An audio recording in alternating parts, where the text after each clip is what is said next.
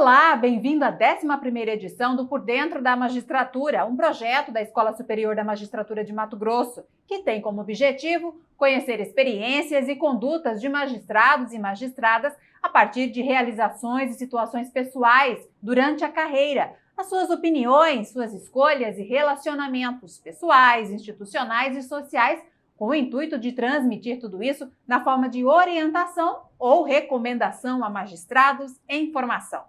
Hoje vamos conversar com o desembargador Mário Roberto Cono de Oliveira, formado em Direito pela Universidade Federal de Mato Grosso em 1988, foi empossado no concurso para a magistratura no dia 16 de janeiro de 1992. Durante 11 anos, integrou a primeira turma recursal do Egrégio Tribunal de Justiça do Estado.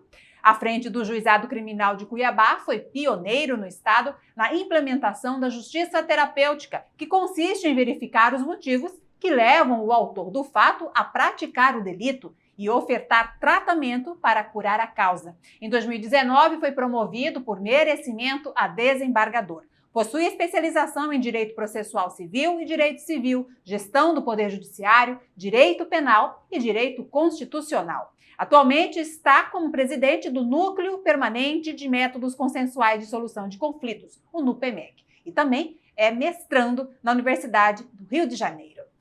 Seja muito bem-vindo, desembargador Mário. Eu que agradeço, é um prazer estar aqui, poder trocar essas ideias com o desembargador Marcos e com toda a magistratura. Está aqui conosco também o diretor-geral da ESMAGES, o desembargador Marcos Machado. Como vai, desembargador? Graças a Deus. Tudo bem, Fernanda? Prazer enorme receber colega, amigo, desembargador Mário Cono. Temos muitas afinidades, muitos pensamentos comuns e quero crer que nós podemos fazer muito ainda pela magistratura, pelo tribunal, em especial pela escola, porque ele também é um dos conselheiros do nosso conselho consultivo da escola. Ok, então vamos lá. Sua primeira pergunta para o nosso convidado. Mário Cono é um juiz, magistrado na essência, né? Me refiro a juiz porque o conheci nos juizados especiais e nós advogamos a mesma causa, que é o cuidado com o dependente químico, com a identificação do usuário consumidor. E ele realizou um trabalho pioneiro no Brasil. Mato Grosso foi e é ainda um modelo, uma referência no controle sobre drogas e na aplicação da política sobre drogas. E a primeira indagação que eu quero fazer a ele é como isso e por que foi motivado nos juizados especiais, se é de uma experiência fora ou dentro da magistratura, o que lhe leva a essa dedicação de tantos anos para essa causa? Bom, Marcos, esse pioneirismo, na verdade, no Brasil não começou comigo, não. A justiça terapêutica ela começou no Rio Grande do Sul. E há 20 e poucos anos atrás eu fui ver uma experiência que estava sendo implantada em Brasília. À época até foi indicado pelo desembargador Orlando Perry. E gostei do método que eles estavam utilizando e trouxe para cá, onde se pensava no infrator, não é bem o dependente. Você via que por trás das infrações existia o problema da drogadição, seja por uso de drogas lícitas, como álcool, ou ilícitas. E essas pessoas, é entendida pela Organização Mundial de Saúde que essas pessoas, na verdade, são doentes. Tem até auxílio específico para isso. Então, ao invés de se aplicar sanções, penas a essas pequenas infrações, por que não fazer o tratamento dessas pessoas e tentar reabilitá-las? Daí que começou a ideia e o desenvolvimento do trabalho. Mas eu quero crer que a experiência ainda não estava rodando no Brasil, né?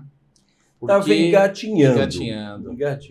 Porque o que eu pude perceber é que a ideia existia, mas a efetividade, a execução foi iniciada aqui. Foi pensada, inclusive, numa parceria que não havia um modelo nacional, ou no Brasil, com associações, organizações não governamentais, entidades de proteção, os vulneráveis. Bom.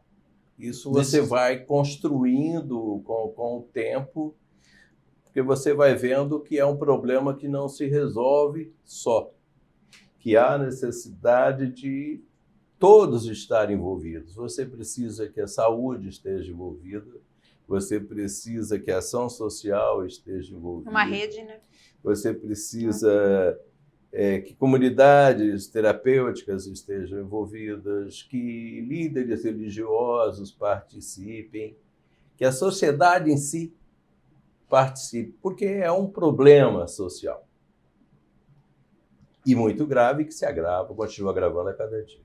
Mário, dentro da sua experiência, e já com o propósito desse programa, que é de orientação, de recomendação, você como juiz recebeu uma série, presidiu uma série, recebeu uma série de usuários, alguns claramente dependentes, e durante anos.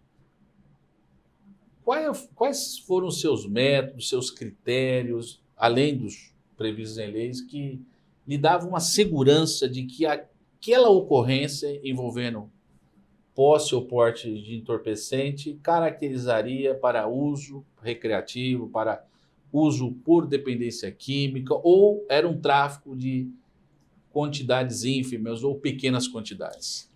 Normalmente ele já chega no juizado pelo artigo 28, que é porte para uso, para consumo próprio. Além desse porte para uso e consumo próprio, a maioria dos crimes de menor potencial ofensivo, como a lesão corporal, crimes contra a honra, desentendimento entre vizinhos, tem muito a ver com o uso de drogas. E eu costumo dizer que no juizado especial criminal você não encontra bandidos. Quando você encontra, é porque houve uma briga na cela, alguma coisa no sentido errado. O que você tem é a sociedade, você tem a comunidade, você tem mães desesperadas pedindo por socorro. Então, quando chega lá,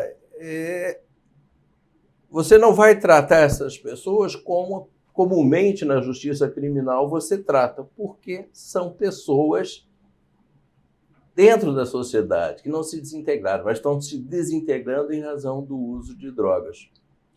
E aí você começa a fazer parceria para tratamento. Quando isso começa, e quando começou, houve uma verdadeira explosão.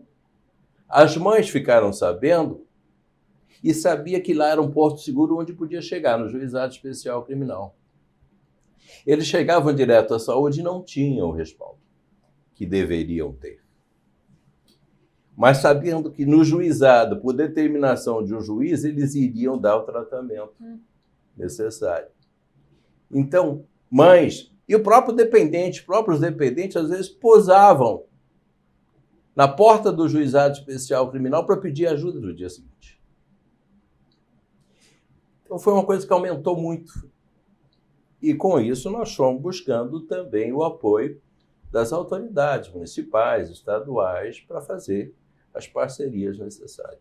Mário, o tribunal ele realizou em 2014 uma capacitação de magistrados, uma cooperação entre Senad, UFMT e USP de Ribeirão Preto, na qual você participou, eu também participei.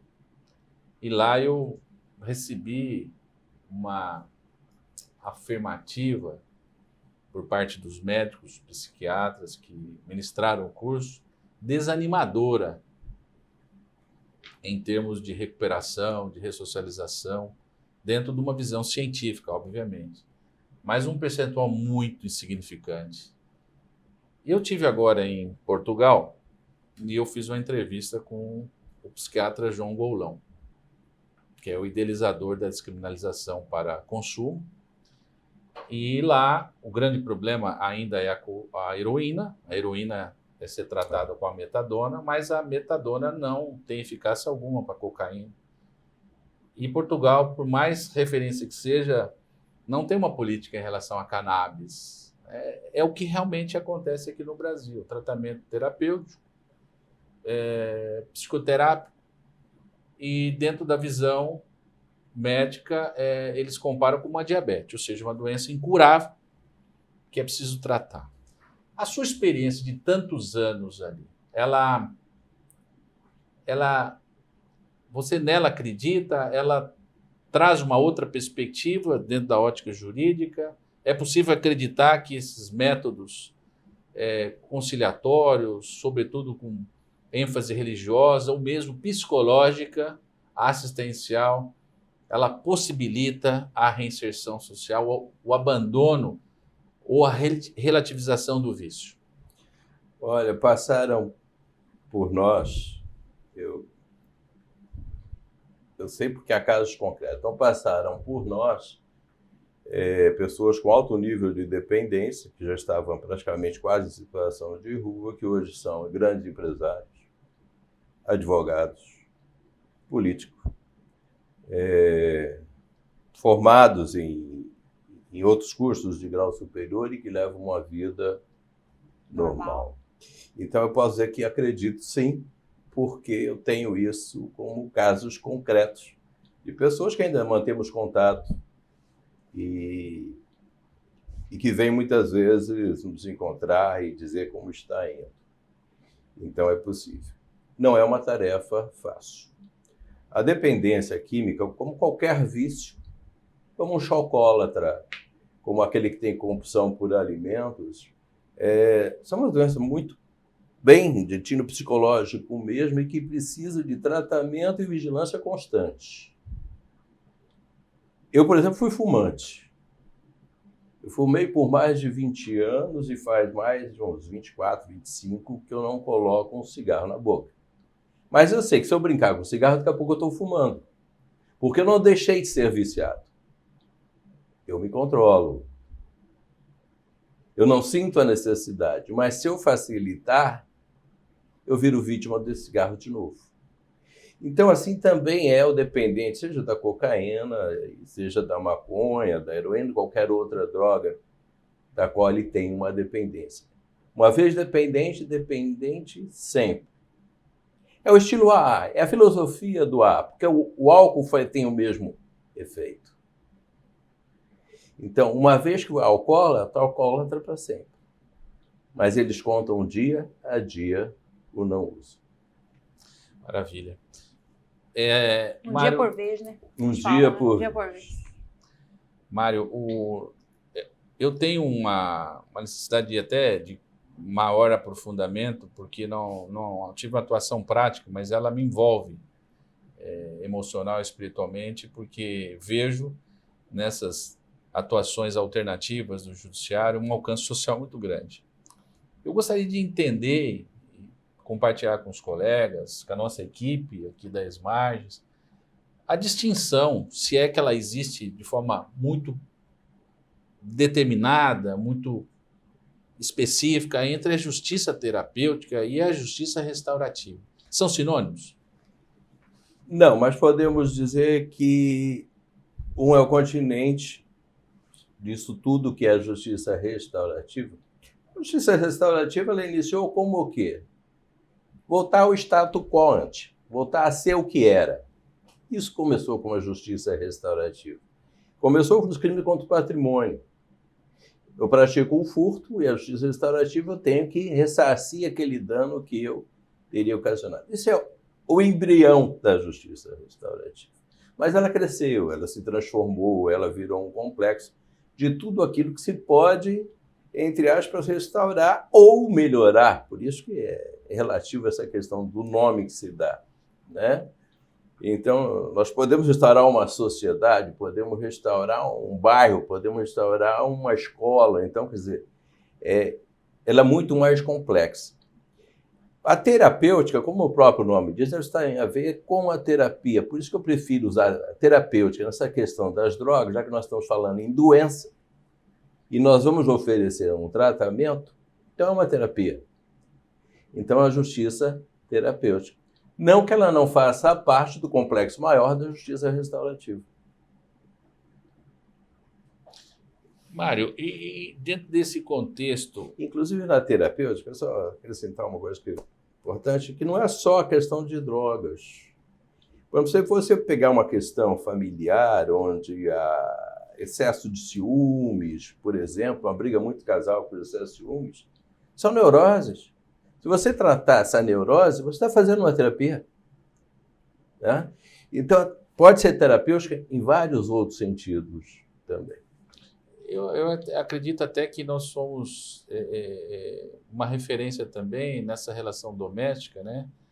Em que há uma relação paterna e materna excessiva, né? Em relação ao filho, de desejar a guarda e não compartilhar a guarda, que isso realmente envolve, né? Um tratamento psicológico ou até psiquiátrico, né? Eu não milito na área de família, né? Quem deixa isso à parte há muitos anos atrás. Mas creio que não seja a pessoa mais adequada para dizer, mas penso eu que você envolve várias questões quando se trata da família. Primeiro, a formação do indivíduo, tanto do homem quanto da mulher. Como ele foi criado, qual é o seu sistema, a religião que ele participou. Isso pode torná-lo uma pessoa mais dura, mais exigente ou não, abranger de uma forma mais agressiva ou não, achar que tem um domínio sobre o sexo oposto ou não. Muito da formação, daquilo que ele vivenciou, cada um na sua vida, na sua educação, na sua formação religiosa. Então, isso precisaria ser trabalhado de uma forma psicossocial para dizer, não é bem assim. A coisa não funciona bem assim, não é desta forma. Né? E, além disso, os tratamentos daquelas patologias que foi indicado a cada um. Seja para o pai, seja para a mãe, ou às vezes até para a criança. Para a criança não se cria com traumas, com complexos, com problemas. Mário, eu vou lhe fazer agora duas indagações que envolvem o sistema, o funcionamento especial, em especial dos próprios juizados. Porque alguns juízes ainda me questionam, eu sempre defendi, isso é um posicionamento que eu tenho, que o tribunal deveria conhecer, nosso tribunal, conhecer um pouquinho mais, ou pelo menos algo que realmente acontece na justiça especial, né? Os juizados especiais. Embora seja um sistema, o desembargador Carlos Alberto sempre defende, eu nunca me conformei bem com a existência das turmas recursais dos juizados. Eu sempre entendi que nós deveríamos criar no tribunal uma câmara específica para recepcionar, ainda que formado por juízes do sistema. Mas o tribunal ter esse ambiente de segunda instância e aquilo que não é cumprido pelas turmas recursais, ter o tribunal sob o controle. E nós entendemos a jurisdição do sistema estadual, seja do juizado, seja da justiça comum, num único ambiente, numa única estrutura, otimizando não só pessoas, mas o próprio funcionamento. Mas eu estou fazendo essa reflexão para lhe indagar, porque eu vejo isso que acontece no interior do estado de Mato Grosso. Eu acho que isso é uma disfunção, é uma desconstituição da essência dos juizados. Juízes que são dos juizados cíveis e dos juizados criminais. Eu não digo aqui em Cuiabá, porque o volume de trabalho e, naturalmente, a necessidade de acesso de pessoas, da própria atuação da equipe, do juiz, parece-me que há uma recomendação, há até um critério de sustentabilidade funcional por parte do juiz. Mas creio eu que cidades que não são de entrada especial, comarcas, deveriam ter o juizado especial na plenitude, como ele foi concebido na lei. Né? O juiz entender que o microsistema deve funcionar possível e para o crime, e ele tem jurisdição para compreender os litígios de menor potencial ofensivo ou de valores que representam um quantitativo pecuniário ou que não há tanta complexidade para que ele seja realmente aquele indutor da conciliação, da composição civil, da transação. O que você pensa sobre isso? Bom, nós temos que analisar todo o contexto. Normalmente, o que acontece com os juizados no interior? Alguns problemas que eu posso apontar aqui, normalmente ele não está na parte criminal, está na parte civil, que é por onde as pessoas mais procuram realmente. O juizado é muito utilizado quando o juiz sabe trabalhar com o juizado, quando torna aquelas ações realmente rápidas e eficientes, com resultados eficazes. Agora, como é que funciona os advogados? Se ele vê que o juiz do juizado não dá andamento nos processos dos juizados, e considerando os juizados cíveis, no mais de 90% delas são indenizatórias, envolve o Código de Defesa do Consumidor, e ele começa a dar indenizações pífias, o advogado, logicamente, ele vai procurar para a justiça ordinária, onde ele possa ter melhores resultados. Isso é um dos problemas que acontece. Segundo, eu acredito que a conciliação feita por um conciliador bem capacitado, ela possa ter resultados excelentes. Poderia ser melhor com o juiz. Mas o juiz, ele tem esse tempo para cuidar de outras ações. Ele não tem vamos dizer assim, esse tempo de tratar caso por caso. Então, é uma forma de você desafogar, é passar para o conciliador. Mas, como qualquer profissional, tem que ser capacitado. Se nós não tivermos um profissional com capacidade para fazer acordos, você basta colocar uma perguntinha lá, tem acordo? Não tem? Continua. Você não precisa de conciliador, não precisa de pessoa nenhuma. Então, você precisa de pessoas que saibam dialogar com as partes, entender as partes, ter escutativa e ajudar realmente a chegar a resultados. Nós teremos excelentes resultados. Há muitos juízes, não me limito a Mato Grosso, não, porque a gente participa há anos do FONAGE, então esse reclamo é geral, é nacional. Há muitos juízes que são contra audiências de conciliação, tanto nos juizados quanto na própria justiça ordinária, 334 do CPC. Eles são contra, porque eles são inúteis. De certa forma, tem razão, porque são experiências mal feitas. Eu não posso trabalhar um grande demandado, por exemplo, uma companhia aérea, uma companhia de energia, uma energia que é a mais demandada, ou de saneamento, de água, da mesma forma com que eu trabalho o não pagamento ou a discussão da conta da caderneta do açougue da esquina da Dona Maria. É uma grande empresa. Então, eu tenho que pegar esses grandes demandados, como já estamos fazendo. Cuiabá, Várzea Grande e Sinop, já estamos fazendo nesse sentido. Rondonópolis, já estamos trabalhando nesse sentido. Nós separamos esses processos dos grandes demandados, conversamos com a equipe jurídica desses grandes demandados, encaminhamos todos os processos com tempo para que eles possam fazer uma análise. Eles vão analisar a viabilidade, ver o que se tem razão ou não, a chance de perda, de ganho, aquela coisa que o advogado tem que fazer mesmo. Aí eles vêm com propostas. E essas propostas se concretizam.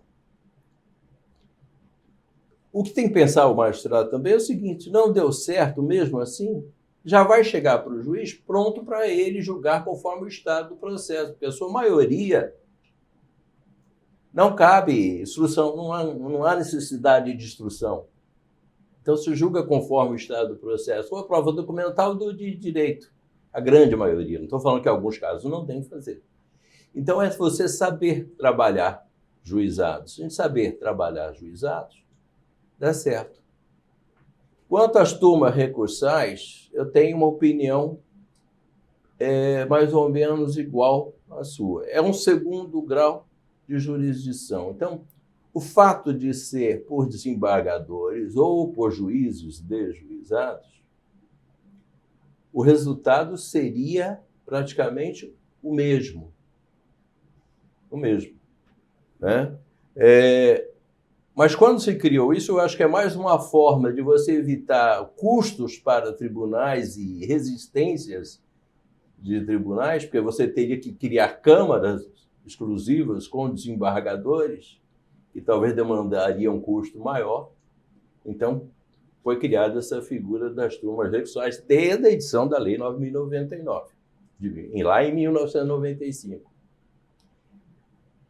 Mas foi uma lei bem trabalhada, né? Se a gente ouvir Cazussano, que é um dos pais da Lei dos Juizados Especiais, ele vai te trazer vários argumentos, o porquê se pensou várias formas e como fazê-lo, né? Inclusive, a ideia mesmo era atender os mais carentes. Hoje, o juizado atende toda e qualquer demanda, até 40 salários. Mário, eu gostaria de compreender melhor, até porque eu acredito que essa experiência também, se não foi genuína, ela avança muito em Mato Grosso. Essa separação é a criação de dois núcleos que envolvem, a meu ver, a mesma metodologia de jurisdição alternativa. Tá? Esse sistema me parece até que deveria ser mais conjugado com os juizados especiais e o teto de coordenação seria a própria supervisão dos juizados especiais. Mas tanto você como a desembargadora Clarice atuam há muitos anos, têm autoridade sobre isso, têm conhecimento técnico, são auxiliados por juízes que atuam na área, então nós confiamos, inclusive eu votei pela criação e estou aí assistindo, torcendo para que tenha isso. Mas qual que é a razão, a distinção clássica de importância entre no GIJUR e no PEMEC? Me explica cada um, para que os juízes que nos acompanham, a sociedade civil que assiste ao programa, possa entender por que esses dois núcleos envolvendo aí a solução alternativa de litígios. Vamos falar rapidamente sobre solução alternativa de conflitos, como é que ela começou, né? Poderíamos começar desde o apóstolo Paulo até hoje. Mas até pouco tempo atrás, em matéria de direito, nós tínhamos a arbitragem, mas do Código de Processo Civil, né? Em que você poderia pegar alguém da comunidade que seria tipo um conciliador e fazia as pazes. Já havia previsão no Código de Processo Civil anterior. Houve uma renovação, uma grande modificação com a Lei 9.099, quando criou a figura do conciliador e as audiências de conciliação. E também na esfera penal, de conciliação e transação penal, em que o Ministério Público é o responsável por fazer propostas de transações. A partir dali, a coisa, vamos dizer assim, que explodiu. Foi visto que, quando é colocado, como eu estava dizendo, quando é bem feita uma conciliação, há ótimos resultados. Começou a mediação. Qual que é a diferença entre a mediação e a conciliação? A conciliação, o conciliador, ele dá palpite junto às partes para que sobre leis, sobre a forma, sobre o que pode ser o resultado, para eles chegarem a um acordo.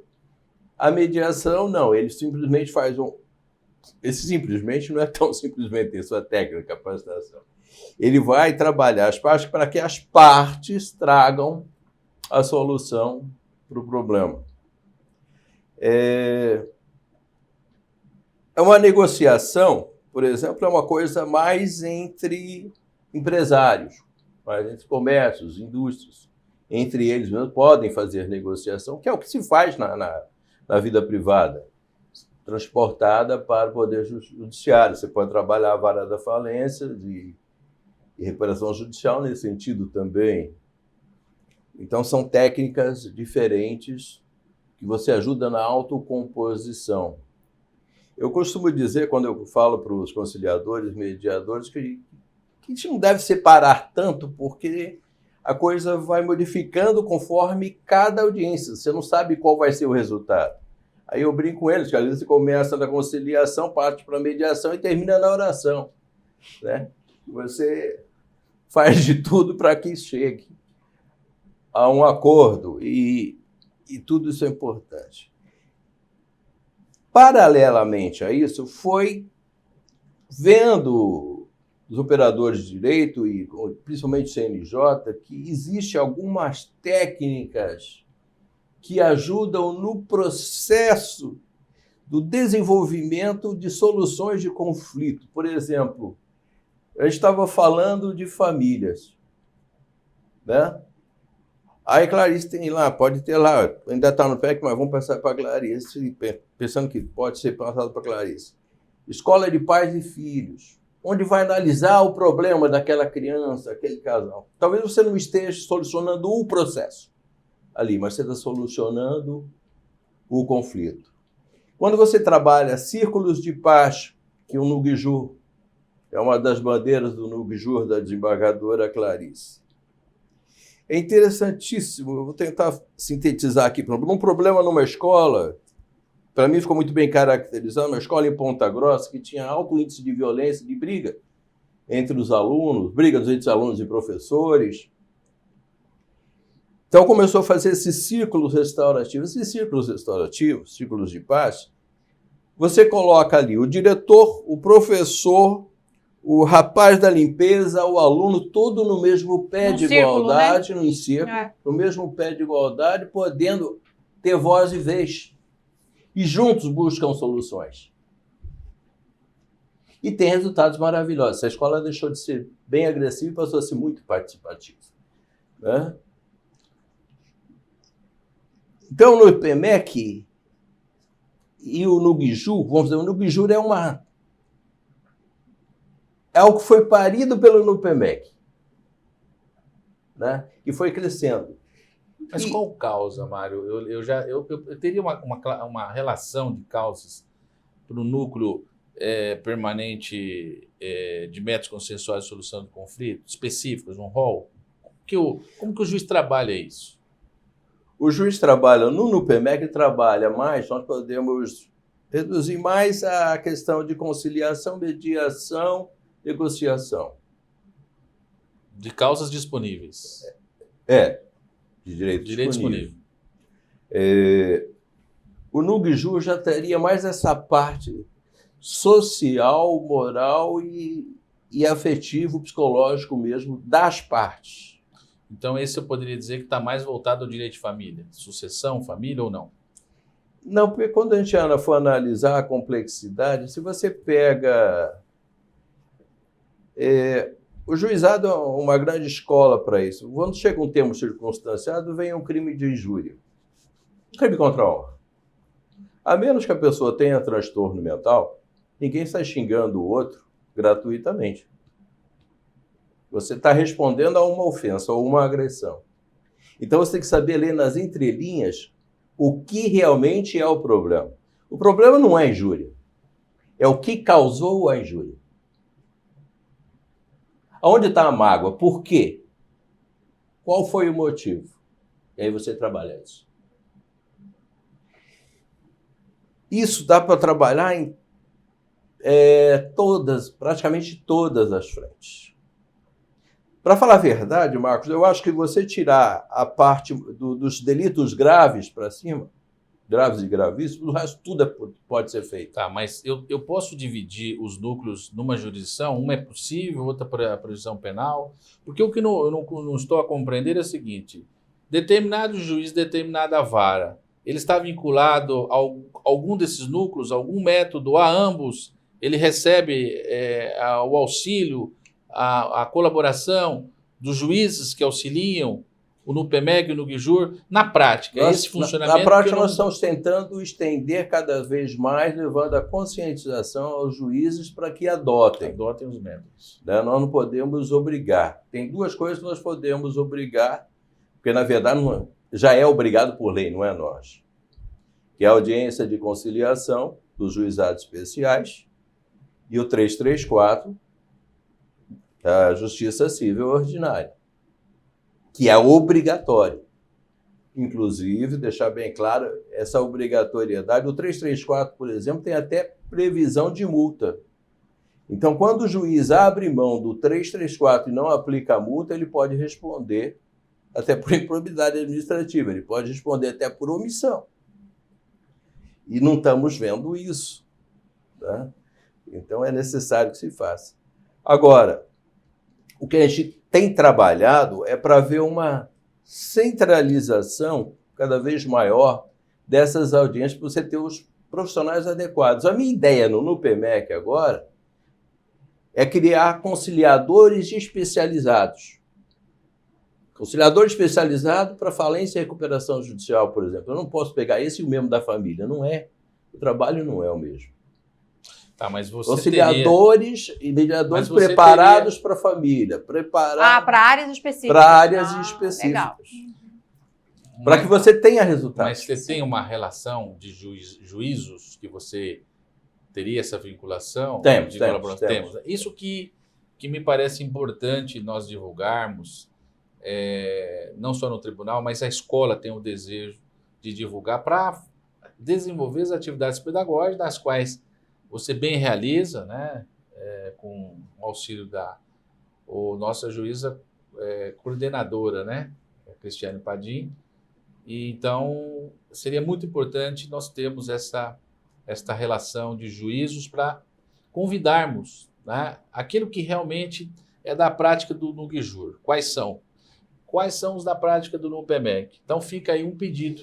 Na verdade, eu tenho uma proposta melhor para fazer para o presidente da SMAGE. Aproveita. Já fica registrado. Já ficar registrado aqui. Eu quero fazer, ainda esse ano, trabalhar realmente dentro dos seus aspectos. Eu quero trazer o professor Humberto Dalla, do Rio de Janeiro, que ele trabalha a conciliação e mediação na administração pública, inclusive improbidade administrativa. Eu quero trazer...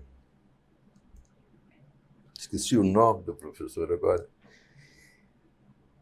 Também da EMERGE do Rio de Janeiro. Você tem uma ideia, Luciano, ele teve um acidente, não sei se vocês lembram, um acidente de trem metropolitano. Ferroviário, né? Ferroviário no Rio de Janeiro. No mesmo dia do acidente, ele se uniu com o defensor público, saíram de madrugada com um acordo pronto. Indenização a todas as vítimas, auxílio funeral, pensão para a família de quem perdeu parente, tratamento médico para todos.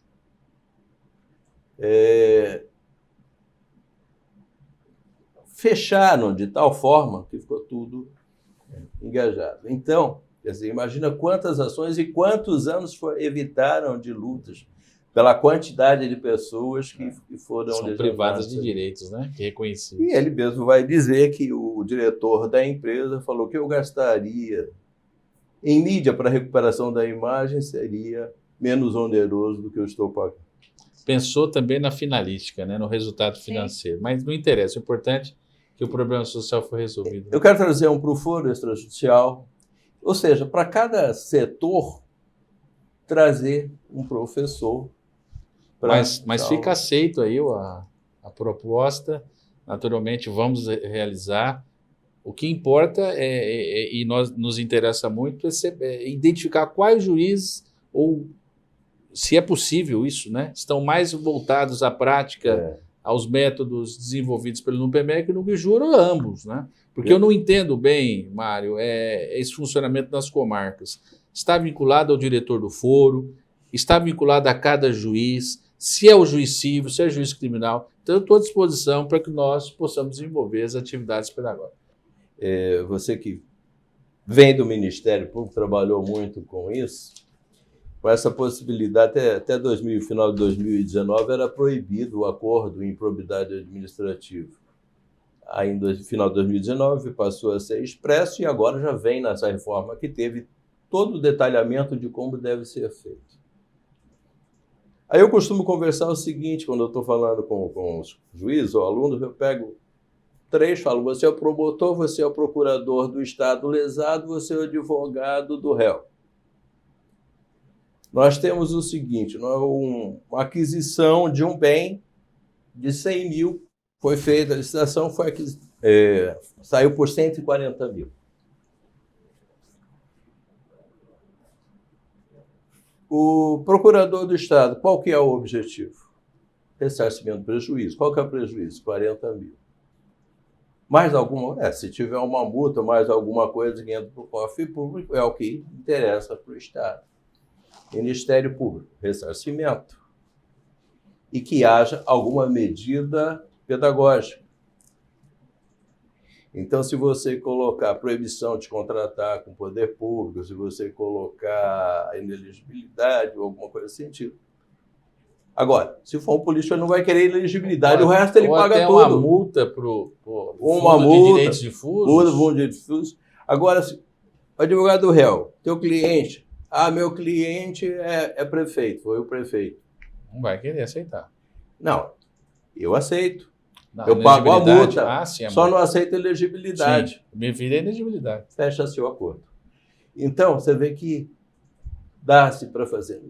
Em questão de 90 dias, o erário poderá estar com esse dinheiro disponibilizado do ressarcimento e mais a multa para poder usar nas suas finalidades. E todos estão satisfeitos.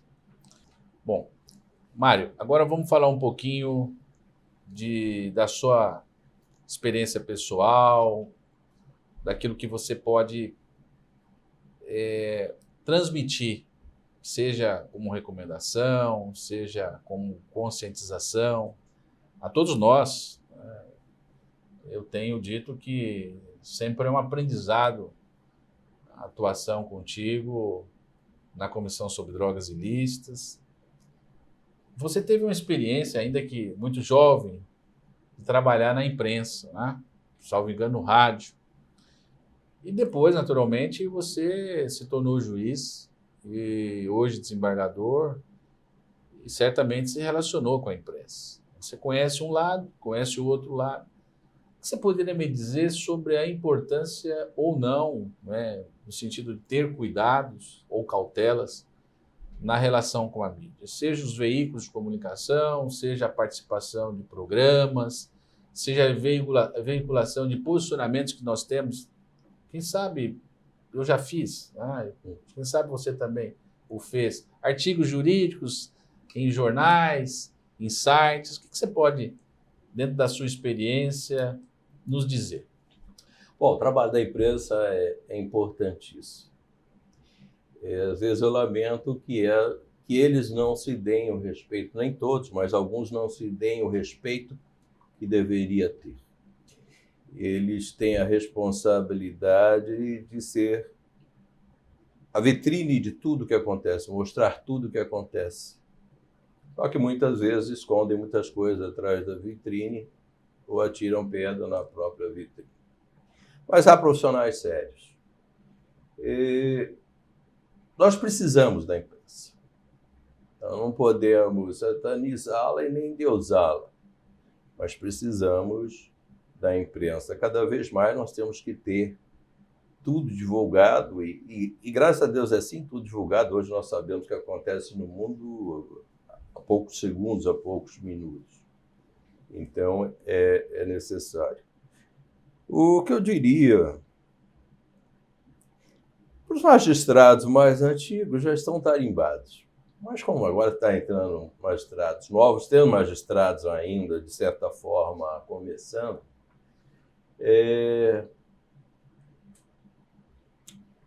que tomem algum cuidado em saber se aquele órgão para qual ele vai dar entrevista ou ele vai conversar é sério, primeiramente. Para que o que ele diga não seja editado de uma forma negativa que o vá prejudicá-lo ou criem-se interpretações equivocadas. Né? Na verdade, eu não tenho medo do equívoco, eu tenho medo da má-fé mesmo. Então, ele tem que ver isso.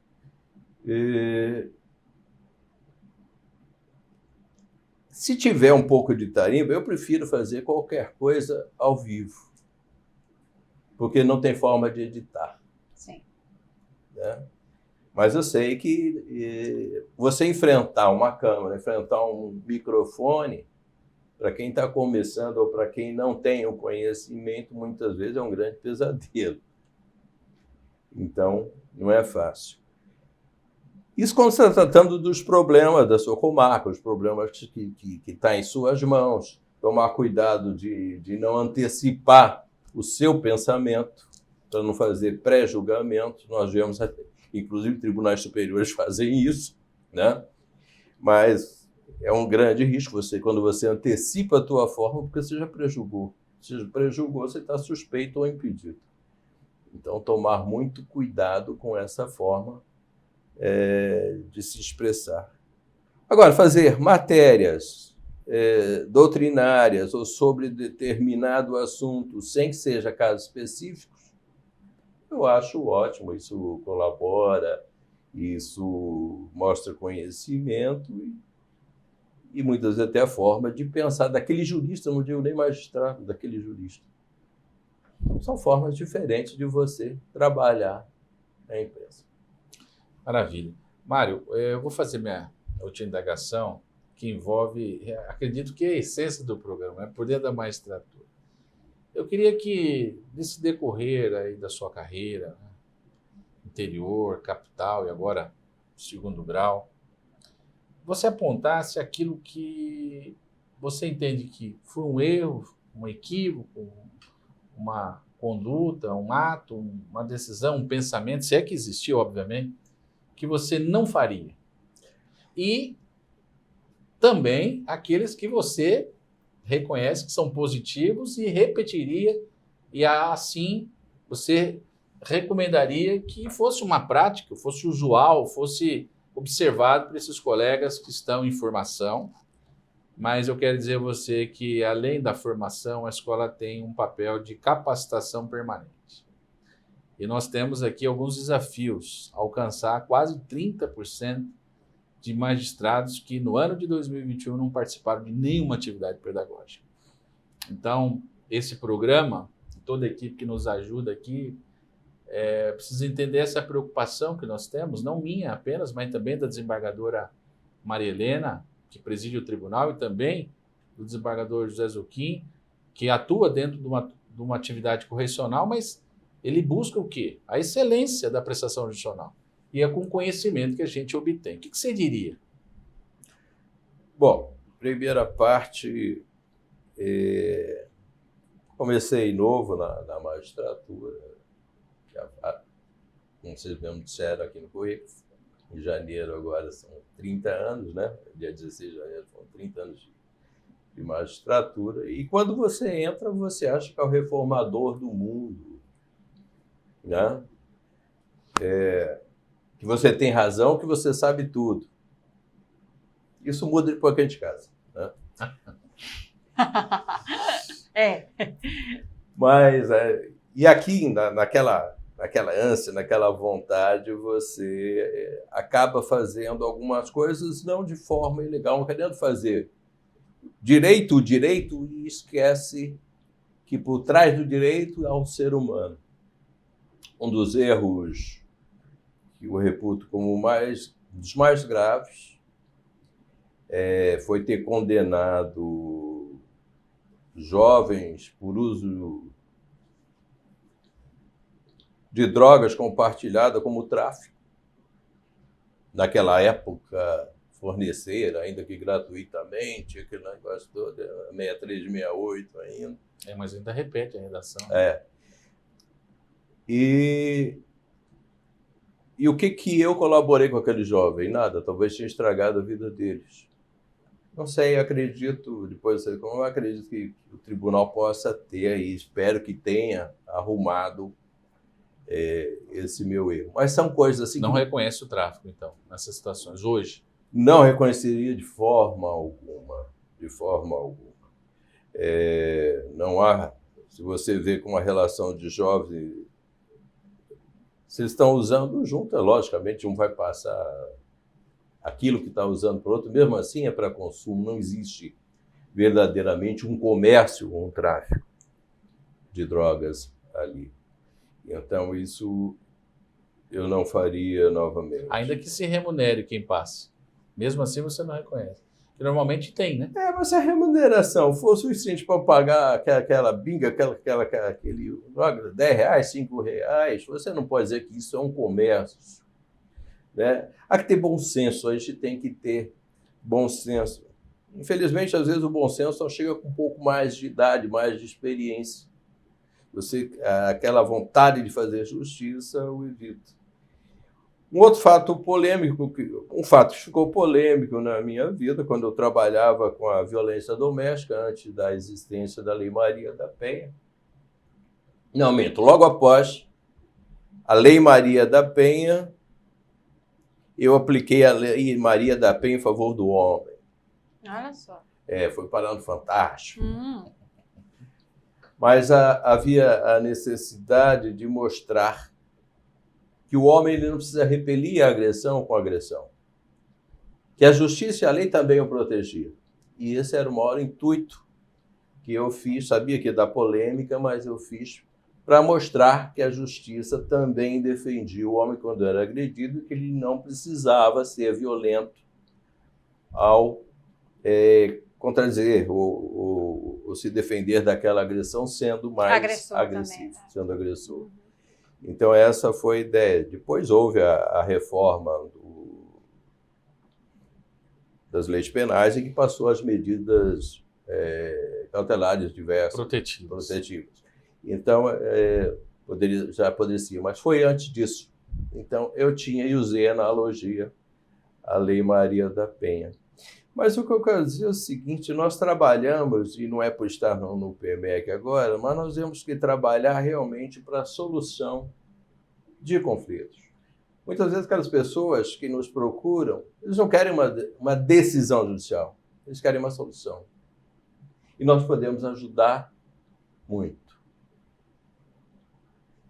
Quando eu digo que no juizado a gente tem que ler através das entrelinhas, isso é todos os processos. Ainda que seja uma decisão homologatória, né, Mário? O juiz confirme, né? Exato. Sai dali solucionado. Entendi. Sai dali solucionado. Tudo bem. Né? Às vezes você dá uma decisão e você só aumenta o conflito, você não resolve o problema.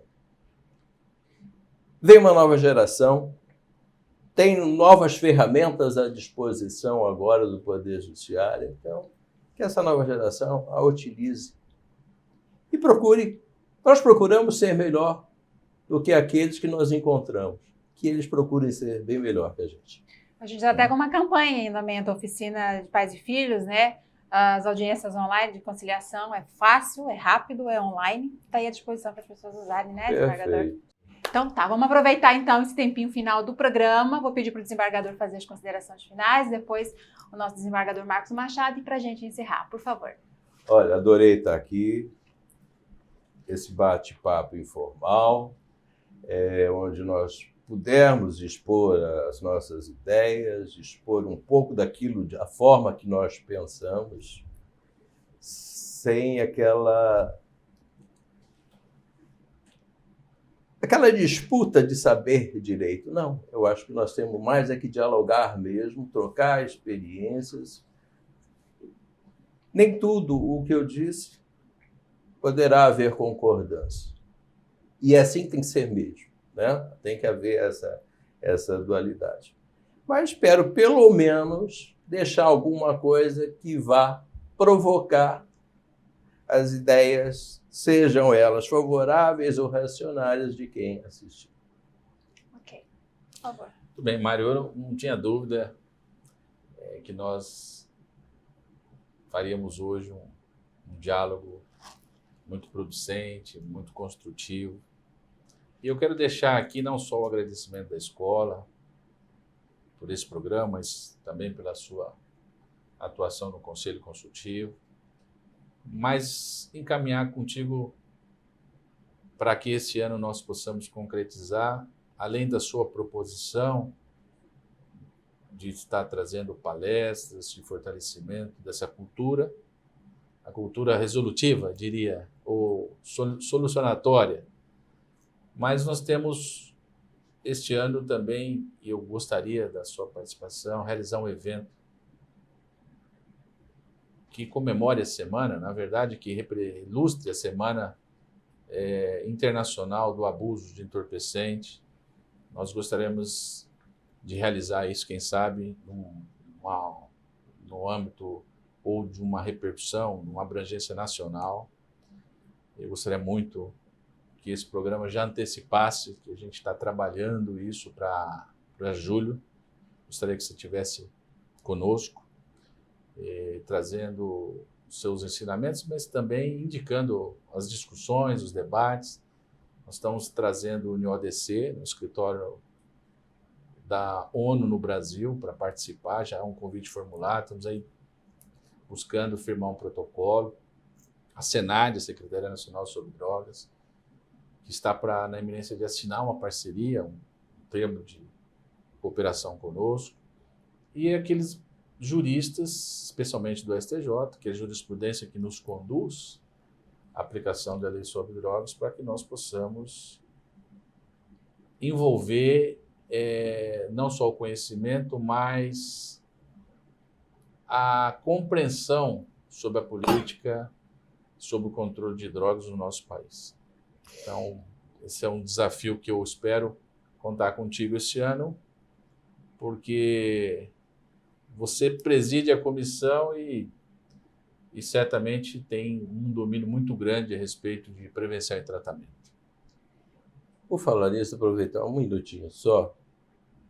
Nós falamos até bem sobre o tratamento. Agora, só deixar um recado sobre prevenção.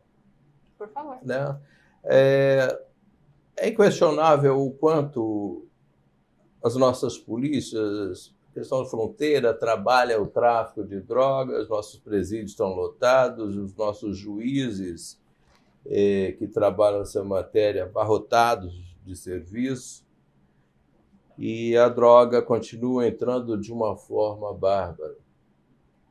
Então, eu acho que nós temos que pensar um pouco mais, ao invés de reduzir a oferta, reduzir a demanda. Então e nós temos esse projeto de começar a trabalhar a escola, trabalhar as comunidades, trabalhar as crianças, porque se nós não fazemos conseguimos impedir que a droga chegue às nossas crianças, vamos tentar impedir que as nossas crianças cheguem às drogas. Muito bem. É isso aí, recado dado. Encerramos aqui, então, a 11ª edição do programa Por Dentro da Magistratura. Equipe técnica, obrigada pelo apoio, obrigada também aos 2 desembargadores e até o nosso próximo encontro. Tchau, tchau.